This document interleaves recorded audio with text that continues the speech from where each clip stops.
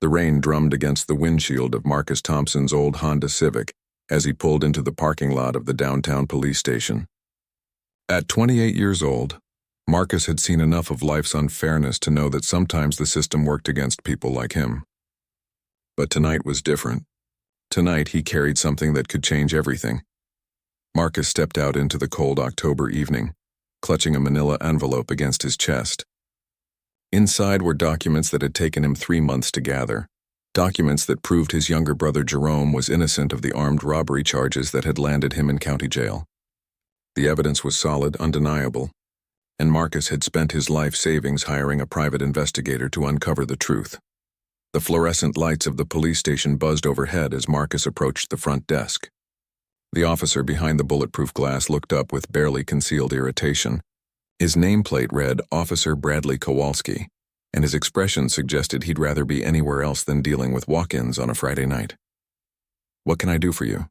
Kowalski asked, his voice flat and disinterested. Marcus cleared his throat, trying to project confidence he didn't feel. "I need to speak with Detective Morrison about the Jerome Thompson case. I have new evidence that proves my brother's innocence." Kowalski's eyes narrowed as he looked Marcus up and down, taking in his worn jeans, faded jacket, and nervous demeanor. "Jerome Thompson, isn't that the kid who knocked over the liquor store on 5th Street? "He didn't do it," Marcus said firmly, holding up the envelope. "I have proof right here. Security footage from a traffic camera that shows Jerome was 20 blocks away when the robbery happened. The timestamp is clear, and I have witness statements to corroborate his alibi." The officer leaned back in his chair and let out a short, humorless laugh. "Listen, buddy, I've heard every sob story in the book. Every criminal's got a brother or a mother who swears they're innocent. You think you're the first person to walk in here with some half-baked conspiracy theory?" Marcus felt his face flush with anger, but he forced himself to remain calm. "This isn't a theory. These are facts. Hard evidence. If you would just look at what I have—" "Let me guess," Kowalski interrupted, his voice dripping with sarcasm. "You've got some grainy video that could be anyone, and a couple of witnesses who happen to be your brother's drinking buddies. Am I close?" "No, you're not close at all." Marcus placed the envelope on the counter and slid it toward the glass partition. "The traffic camera footage is crystal clear. The timestamp shows 9:47 p.m., exactly when the robbery was taking place. Jerome is clearly visible getting off a bus 12 miles away. The bus driver remembers him because he helped an elderly woman with her groceries." Kowalski didn't even glance at the envelope. Instead, he crossed his arms and shook his head. "You know what I think? I think you've been watching too many cop shows on TV. Real police work isn't about chasing down every wild theory some family member cooks up. Your brother was caught red-handed. We've got witnesses who identified him in a lineup. Those witnesses were wrong," Marcus insisted, his voice rising slightly.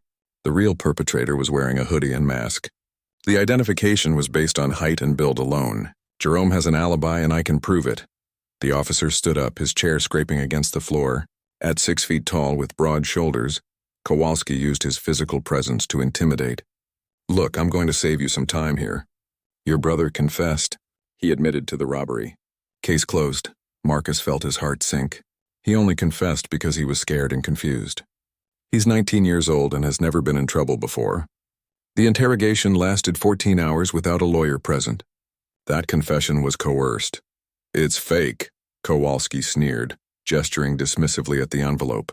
"Whatever you think you've got in there, it's fake. Probably doctored footage or forged documents. People like you will do anything to get your criminal relatives off the hook." The words hung in the air like a slap. Marcus stared at the officer, unable to believe what he was hearing. "People like me? What exactly do you mean by that?" Kowalski's smile was cold and ugly. "You know exactly what I mean.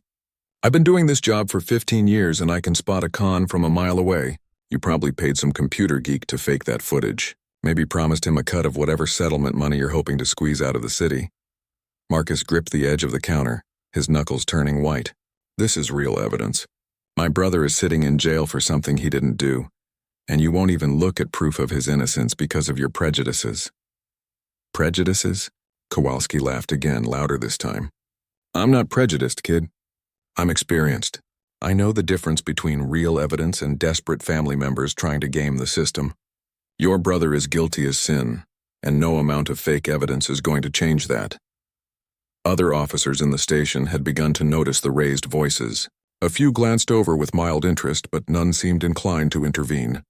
Marcus realized he was on his own, facing a system that had already made up its mind about his brother's guilt. "I want to speak to Detective Morrison," Marcus said again, his voice steady despite his frustration. "This is his case, and he has a right to see this evidence." "Morrison's not here," Kowalski replied curtly. "He's off duty, and even if he was here, he wouldn't waste his time with this garbage. The case is solved. Your brother is guilty. Accept it and move on." Marcus picked up the envelope, his hands shaking slightly with suppressed anger. "I'm not giving up. If you won't look at this evidence, I'll find someone who will. My brother deserves justice." "Justice?" Kowalski's voice rose mockingly. "Justice was served when we put your brother behind bars where he belongs. The only thing fake here is your story, and frankly, I'm tired of listening to it." The tension in the room was palpable. Marcus stood there, clutching the evidence that could free his brother, while facing an officer who refused to even acknowledge the possibility that a mistake had been made. In that moment, Marcus felt the full weight of a system designed to protect some while dismissing others. Neither Marcus nor officer. Kowalski noticed the quiet figure who had been observing their exchange from the shadows near the station's entrance. The man wore a simple gray suit and had been waiting patiently, but the conversation had clearly caught his attention. As Kowalski's sneering dismissal echoed through the station, the mysterious observer began to move forward, his expression growing more serious with each step. The man in the gray suit stepped forward from the shadows, his polished dress shoes clicking against the worn linoleum floor of the police station. He moved with the quiet confidence of someone accustomed to command, though his appearance was understated and professional. His silver hair was neatly trimmed, and his posture remained ramrod straight despite his apparent age of around 60. Officer Kowalski was still sneering at Marcus when the stranger approached the front desk. "Excuse me," the man said quietly, his voice carrying a subtle authority that somehow cut through the tension in the room. Kowalski turned with obvious annoyance, clearly frustrated at being interrupted during his confrontation with Marcus. "We're busy here. You'll have to wait your turn." The man smiled politely and reached into his jacket pocket. "I believe there may be some misunderstanding here. I couldn't help but overhear the conversation about evidence being dismissed without examination." "Look, mister," Kowalski said, his voice growing more aggressive. "This doesn't concern you. This guy is trying to pass off fake evidence to get his criminal brother out of jail. I've seen it 100 times before." Marcus watched the exchange with growing curiosity. There was something different about this stranger, something that made even the hostile officer pause for a moment. The man's calm demeanor contrasted sharply with the heated atmosphere that had developed around the front desk. "Fake evidence is certainly a serious concern," the stranger agreed, nodding thoughtfully. "In my experience, however, it's generally wise to examine evidence before determining its authenticity. Wouldn't you agree?" Kowalski's face reddened. "And who exactly are you to give me advice about police work? You got some kind of law degree I should know about?" The stranger continued to smile, but there was something steely behind his eyes now. "I've had some experience with investigative procedures, yes. I've also learned that when we allow our assumptions to override our commitment to justice, we risk failing the very people we're sworn to protect." "Sworn to protect?" Kowalski laughed harshly. "What are you, some kind of social worker? This isn't about justice. This is about a kid trying to con the system to get his guilty brother out of jail. The case is closed." Marcus found himself studying the stranger more carefully. Despite his quiet manner, there was an unmistakable sense of authority about him. He stood with military bearing, and his calm response to Kowalski's aggression suggested someone who was comfortable dealing with confrontation. "The case may be closed," the stranger said evenly, "but justice is an ongoing responsibility. When new evidence emerges, doesn't protocol require that it be examined by the appropriate investigators?" Kowalski stepped closer to the glass partition, his voice rising. "Protocol? You want to lecture me about protocol? I've been doing this job since before you were probably even thinking about whatever desk job you crawled out of. I know how things work around here." The stranger's expression didn't change, but something subtle shifted in his posture. 15 years, I believe you mentioned earlier. That's a respectable amount of experience. I'm curious, though. In those 15 years, have you ever encountered a case where the initial evidence proved to be incomplete or misleading? "Of course," Kowalski snapped. But that doesn't mean I have to waste time chasing down every conspiracy theory that walks through that door.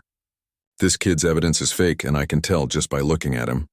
Marcus felt his anger flare again. How can you possibly know it's fake without even looking at it? The envelope hasn't even been opened.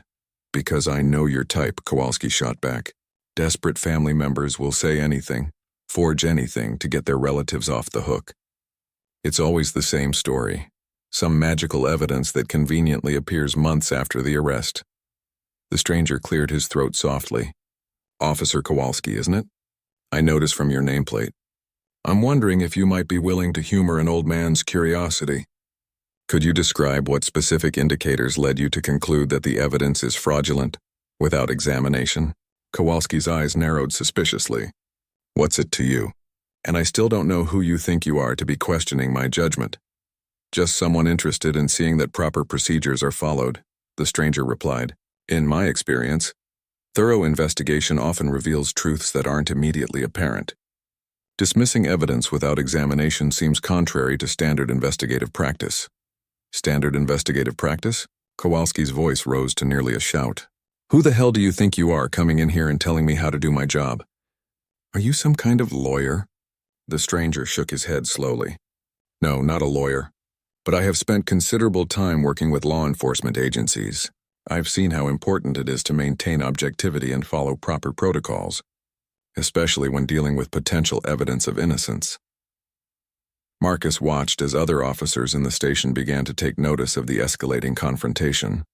A few had stopped their paperwork to observe the exchange, clearly intrigued by the stranger's calm persistence in the face of Kowalski's growing hostility. You know what I think? Kowalski said, pointing an accusatory finger at the stranger. I think you're working with this guy. Maybe you're some private investigator he hired to help sell his story. Or maybe you're just another bleeding heart who thinks every criminal deserves a second chance. The stranger's smile became slightly sad. I believe everyone deserves justice, Officer Kowalski. Both victims and the accused. When we stop examining evidence simply because we've made up our minds, we risk becoming obstacles to that justice rather than servants of it. Obstacles to justice? Kowalski's face was now deep red with anger. The only obstacle to justice here is people like you two trying to undermine legitimate police work. This case was investigated thoroughly. The evidence was solid. The suspect confessed. End of story. Marcus stepped forward, emboldened by the stranger's support. But what if the confession was coerced? What if the original evidence was incomplete? Don't you have an obligation to look at new information? I have an obligation to protect this community from criminals, Kowalski snapped. Not to waste time chasing down every wild theory that comes along. Your evidence is fake, period. The stranger nodded thoughtfully. That's quite a definitive statement. I'm impressed by your ability to determine authenticity without analysis. That's a remarkable skill. One that might be valuable in a variety of contexts. Kowalski's eyes flashed with suspicion. Are you mocking me? Not at all, the stranger replied. I'm genuinely curious about investigative techniques that allow for such rapid determination of evidence validity.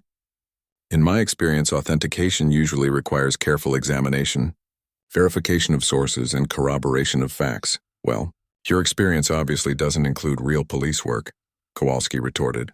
Real cops learn to spot lies and fake evidence quickly. We don't have time to investigate every piece of garbage that gets brought in here. The stranger reached into his jacket again, his movement deliberate and unhurried. I wonder if I might ask you to reconsider your position. Sometimes a fresh perspective can be valuable. Kowalski watched the stranger's hand suspiciously. What are you reaching for? And I'm done reconsidering anything. The case is closed, the evidence is fake, and this conversation is over. As the stranger's hand emerged from his jacket, Marcus caught a glimpse of what appeared to be some kind of identification. The man held it quietly, almost casually, but something about the way he positioned it suggested he was preparing to reveal something significant. The stranger's hand moved slowly as he withdrew a black leather wallet from his jacket. The motion was deliberate, almost ceremonial, as if he understood the weight of what he was about to reveal. Officer Kowalski continued his aggressive stance, still unaware that the dynamic of the entire situation was about to shift dramatically.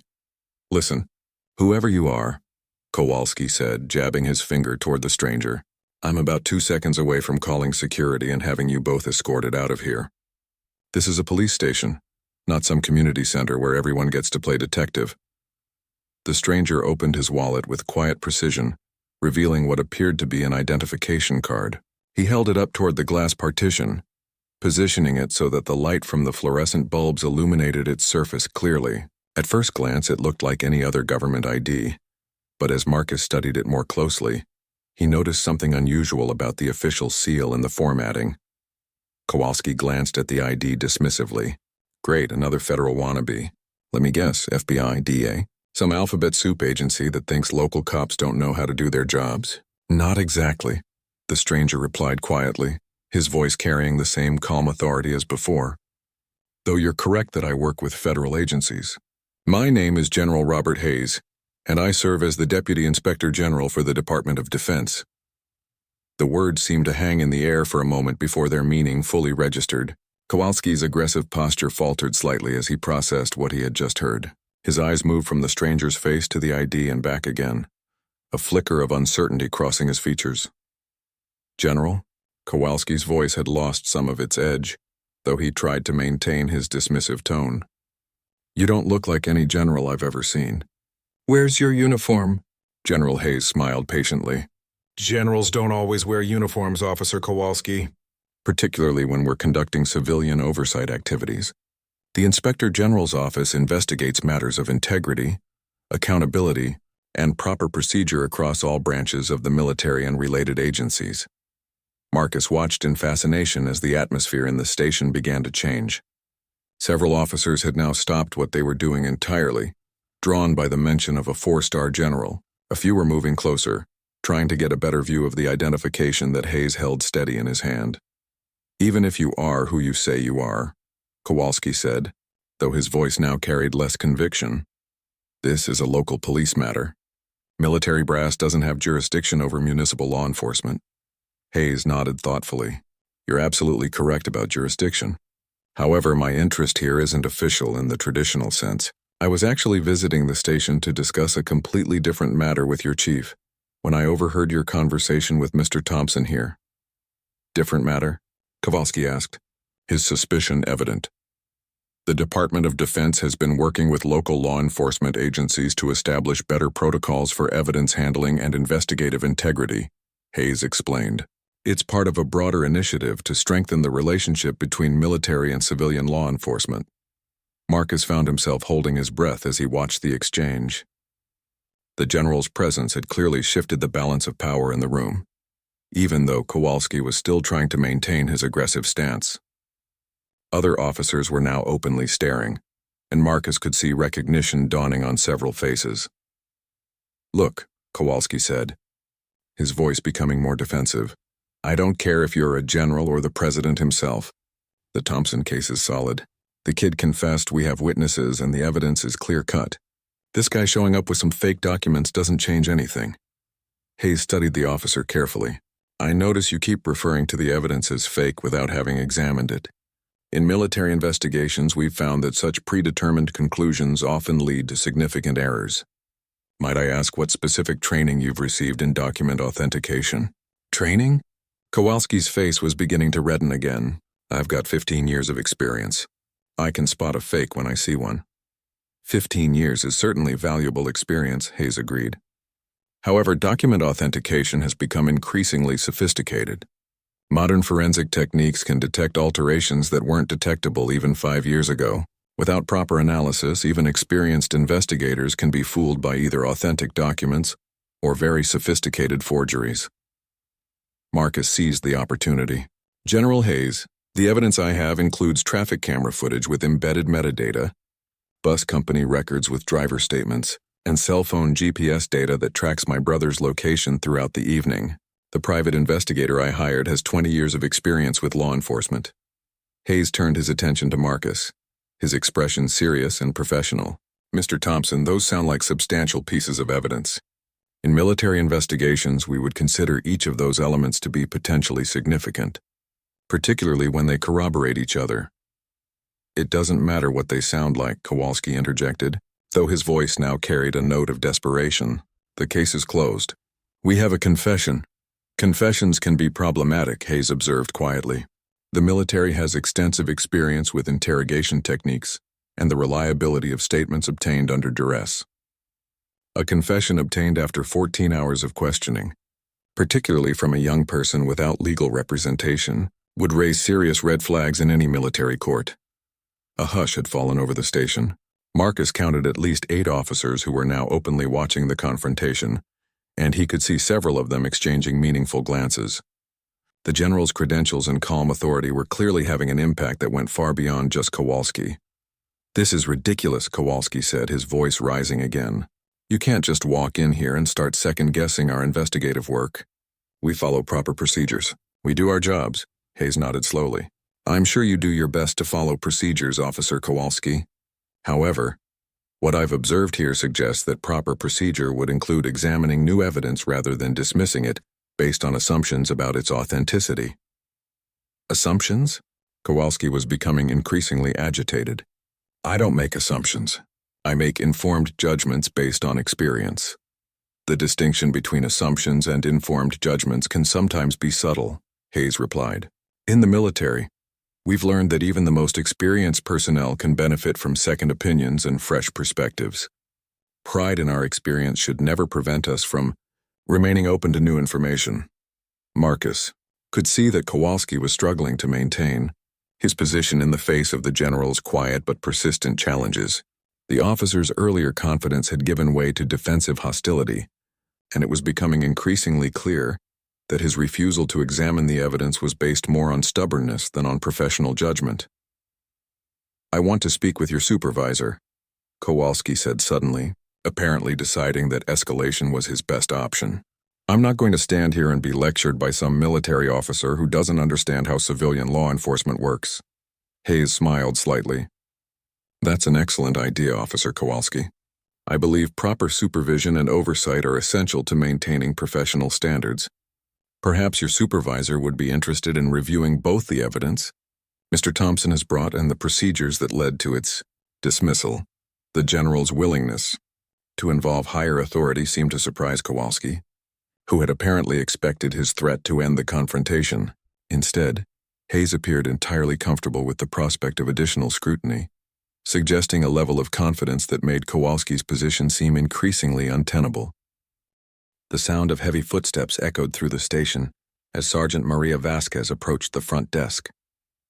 She was a 20-year veteran with graying hair pulled back in a tight bun and eyes that had seen enough of police work to recognize trouble when it was brewing. Her attention had been drawn by the raised voices and the unusual crowd of officers gathering around the confrontation. "What's going on here, Kowalski?" Sergeant Vasquez asked, her voice carrying the authority of someone accustomed to maintaining order in chaotic situations. Kowalski turned toward his supervisor with obvious relief. "Sergeant, this civilian is trying to interfere with police business. He's backing up some guy who's trying to pass off fake evidence to get his criminal brother out of jail."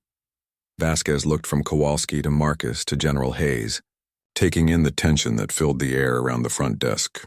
Her experienced eyes immediately focused on the general, noting his bearing and the identification still visible in his hand. "And you are?" she asked Hayes directly. "General Robert Hayes, Deputy Inspector General for the Department of Defense," Hayes replied, offering his identification for her examination. "I apologize for any disruption, Sergeant. I was here on official business when I became concerned about what appeared to be evidence being dismissed without proper examination." Vasquez took the ID and studied it carefully, her expression growing more serious as she recognized the authenticity of the credentials. She had dealt with federal officials before and knew how to distinguish genuine authority from the occasional imposter who wandered into the station. "General Hayes," she said respectfully, returning his identification. "I wasn't aware we had any scheduled meetings with the Inspector General's office tonight." "The meeting is scheduled for Monday with Chief Morrison," Hayes explained. "I arrived early and decided to familiarize myself with the station's operations. However, I became concerned when I observed evidence being refused examination, based solely on preconceptions about its authenticity."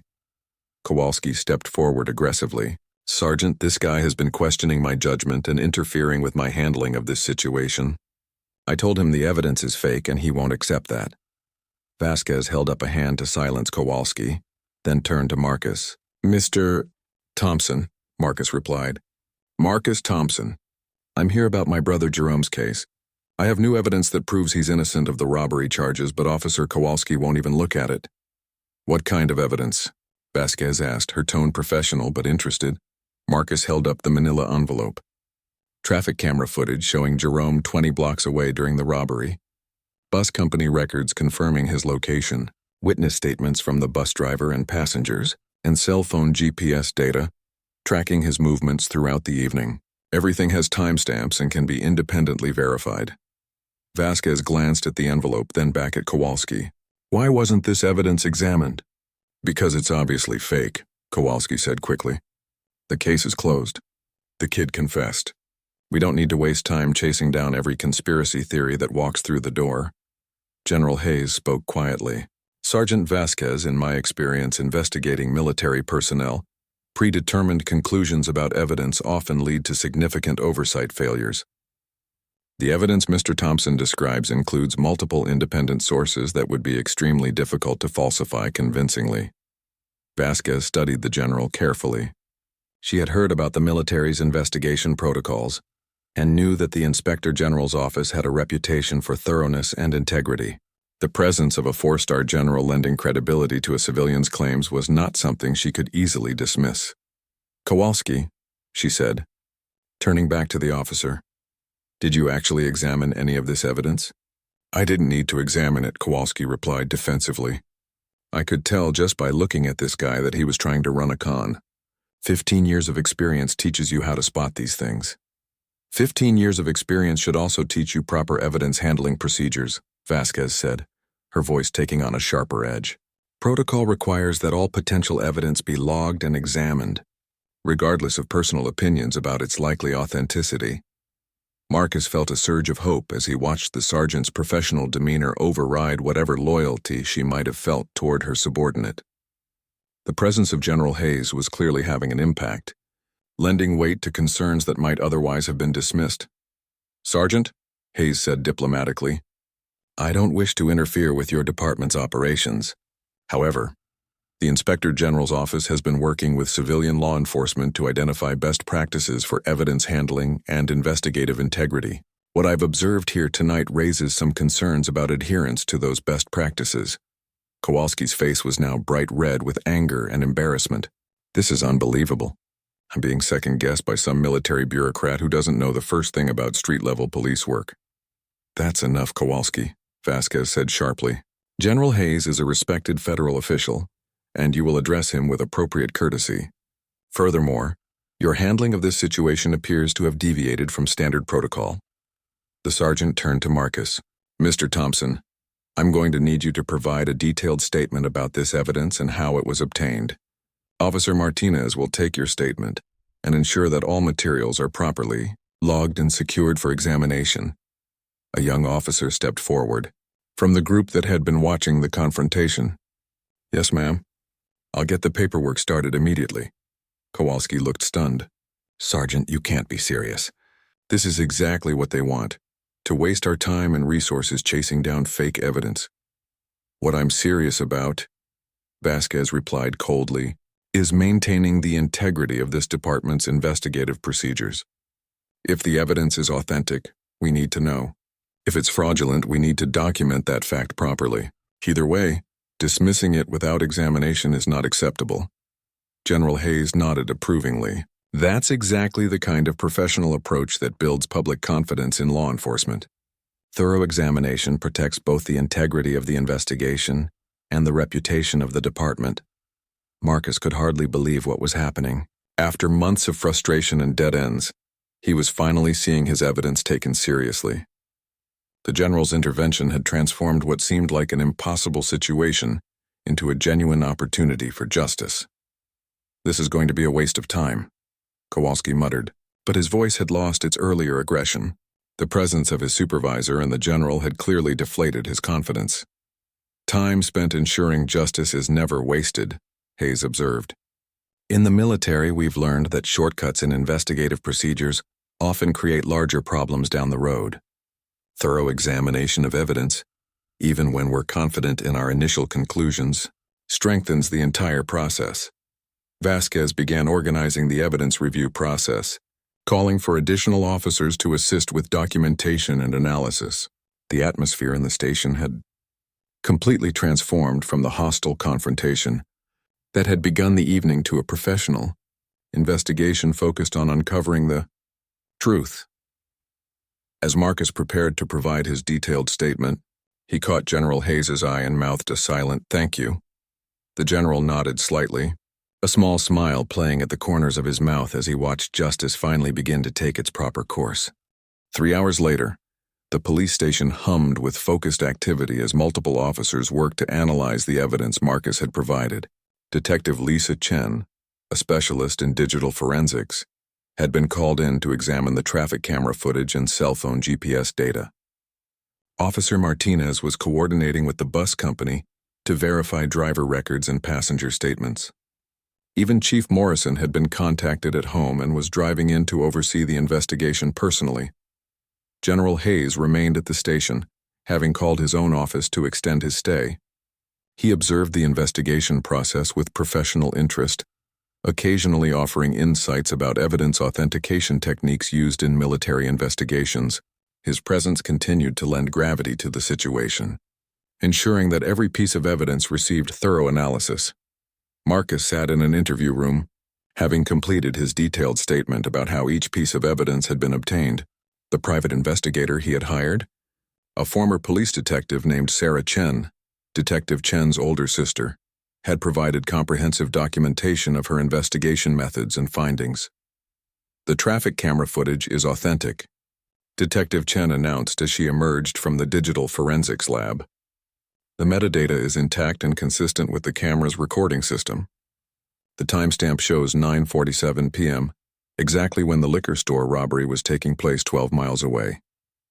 Sergeant Vasquez reviewed the preliminary findings with growing concern. "What about the bus company records?" Officer Martinez consulted his notes. All confirmed.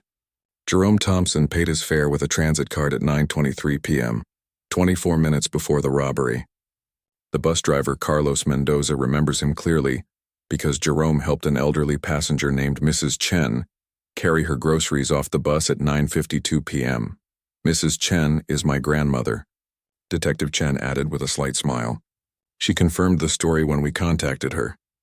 She remembers Jerome because he refused to accept the $5 she offered as a tip for helping her." General Hayes listened to the developments with interest.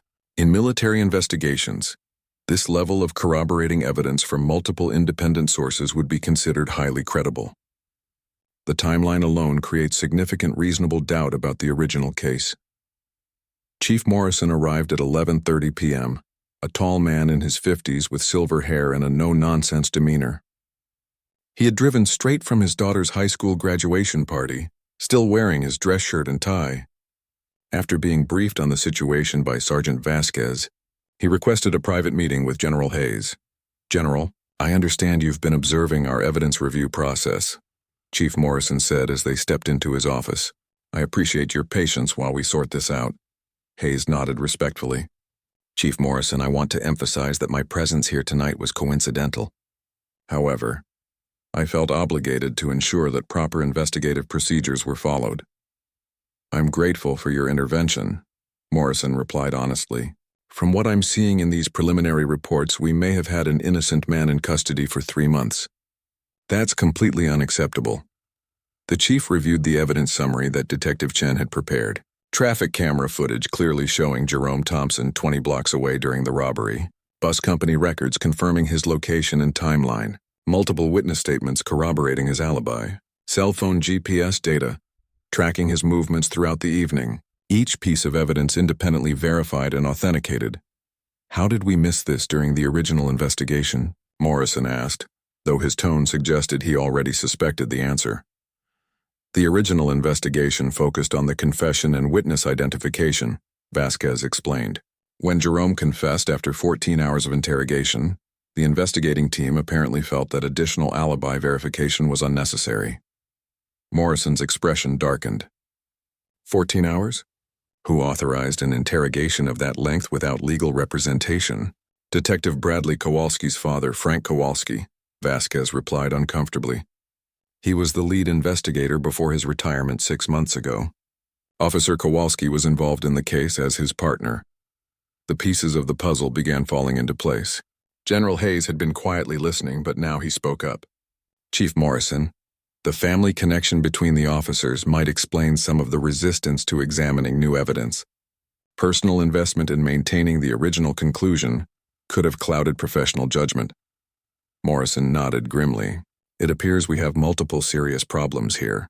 A coerced confession, inadequate investigation of alibi evidence, and possible misconduct in evidence handling. Detective Chen knocked on the office door and entered with additional findings. Chief, I've completed the analysis of the cell phone GPS data. Jerome's phone shows continuous movement along the bus route from 9:15 p.m. until 10:05 p.m. There's no way he could have been at the liquor store during the robbery. Morrison studied the digital timeline that Chen had prepared. What about the original witness identification? I've been reviewing the lineup procedures, Chen continued. The witnesses were shown photos during a highly suggestive identification process. Jerome's photo was the only one that matched the general physical description provided by the witnesses. Young black male, approximately 6 feet tall, medium build. The other photos in the lineup were significantly different in age, height, or race. General Hayes frowned. In military investigations, such suggestive identification procedures would be considered fundamentally flawed. The identification appears to have been based on general physical characteristics rather than specific recognition. There's more, Chen said, consulting her tablet. I've been able to enhance the liquor store's security footage using new digital processing techniques. The perpetrator was wearing a mask and hoodie, but his gait and body movement patterns are distinctly different from Jerome's. Jerome has a slight limp from a childhood injury. It's clearly visible in the bus. Footage but completely absent in the robbery. Video. Chief Morrison leaned back in his chair. The full scope of the investigative failure becoming clear. So we have an innocent man who's been in jail for 3 months based on a coerced confession and flawed witness identification. It appears that way, sir, Vasquez confirmed. The evidence Mr. Thompson provided creates overwhelming reasonable doubt about Jerome's guilt. Morrison picked up his phone. I'm calling the district attorney's office immediately. We need to begin the process of releasing Jerome Thompson and reopening this investigation properly. As the chief made his call, General Hayes reflected on what he had witnessed. Sergeant Vasquez, in my experience, situations like this often reveal systemic issues that go beyond individual cases. How confident are you in your department's current investigative protocols? Vasquez considered the question carefully. Tonight has been eye-opening, General. If Officer Kowalski was willing to dismiss evidence this readily in front of witnesses, I'm concerned about how other cases might have been handled. That's a wise concern, Hayes replied. The Inspector General's office has developed assessment protocols that can help identify potential problems in investigative procedures. Perhaps Chief Morrison would be interested in a comprehensive review.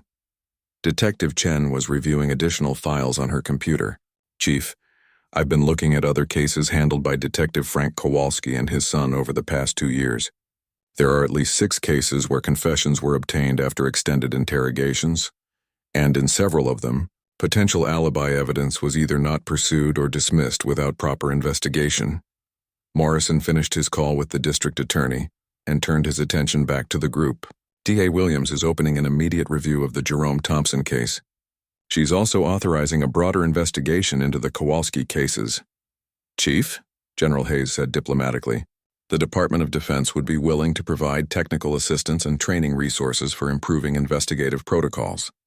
This kind of partnership between military and civilian law enforcement could help prevent similar problems in the future. Morrison nodded gratefully. I'd welcome that assistance, General. Tonight has shown me that we have serious gaps in our procedures that need to be addressed immediately. Officer Bradley Kowalski appeared in the doorway, his earlier hostility replaced by obvious anxiety. Chief Morrison, I understand you want to see me. Morrison's expression was stern. Officer Kowalski, you are hereby suspended pending a full investigation into your handling of evidence and investigative procedures. You will surrender your badge and service weapon immediately. Kowalski's face went pale. Chief, this is all a misunderstanding. The evidence was obviously fake. I was just trying to protect the integrity of the investigation. The evidence has been thoroughly authenticated, Morrison replied coldly. Your refusal to follow proper examination procedures has kept an innocent man in jail for 3 months. That's not protecting integrity, that's abandoning it." As Kowalski was escorted out by Sergeant Vasquez, General Hayes turned to Marcus, who had been waiting anxiously throughout the evening. "Mr. Thompson, your persistence in seeking justice for your brother has exposed serious flaws in the system. That took courage." 6 months later, Marcus Thompson stood in the same police station where his nightmare had nearly continued indefinitely.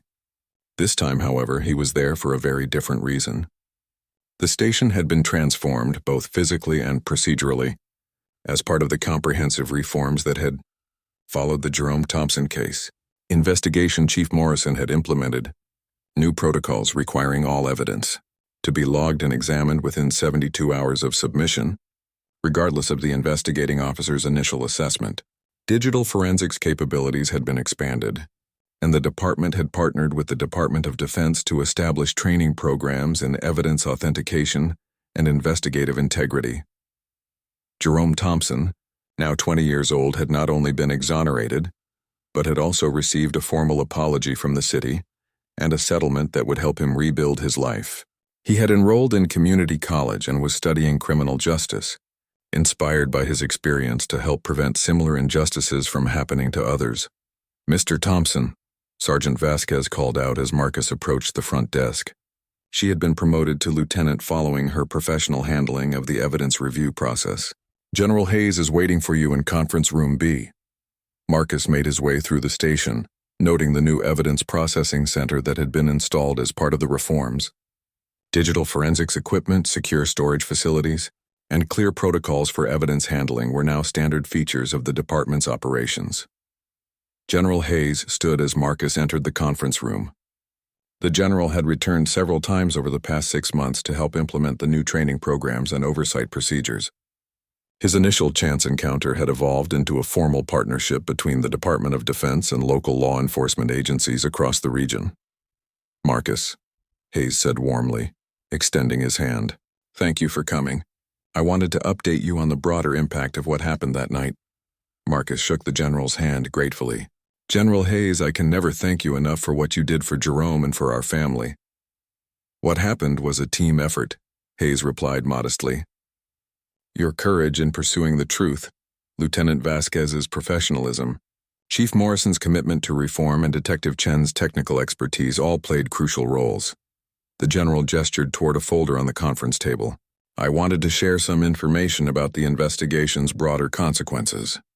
The review of Detective Frank Kowalski's cases resulted in the exoneration of 4 additional innocent people and the identification of 3 actual perpetrators who had escaped justice. Marcus opened the folder and reviewed the summary documents. Cases spanning back 5 years had been re-examined using the new protocols. Coerced confessions had been identified and dismissed. Alibi evidence that had been ignored or inadequately investigated had been properly analyzed. The systemic problems that had affected Jerome's case had been revealed as part of a pattern that had denied justice to numerous people. Officer Bradley Kowalski was terminated from the police force, Hayes continued. He's currently facing charges for evidence tampering and civil rights violations. His father's cases are being reviewed by the State Attorney General's office. Marcus felt a complex mix of satisfaction and sadness. Justice was being served, but it had come at the cost of years of suffering for innocent people who had been failed by the system designed to protect them. "What about the training programs?" Marcus asked. "They've been remarkably successful," Hayes replied with obvious satisfaction. "We've now implemented the evidence integrity protocols in 47 police departments across 6 states. The partnership between military and civilian law enforcement has created new standards for investigative thoroughness and accountability." Chief Morrison entered the conference room, carrying a certificate in an official frame. "Marcus, I wanted to personally present this to you. The mayor and city council have declared today Investigative Integrity Day, in recognition of your role in exposing the flaws in our system." Marcus accepted the certificate with humility. "Chief Morrison, I was just trying to help my brother. I never expected it to lead to all of this." "Sometimes the most important changes begin with one person refusing to accept injustice," Morrison replied.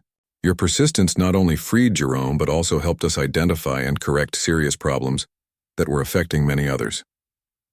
Detective Chen, now promoted to head of the Digital Forensics Unit, joined the group with additional updates.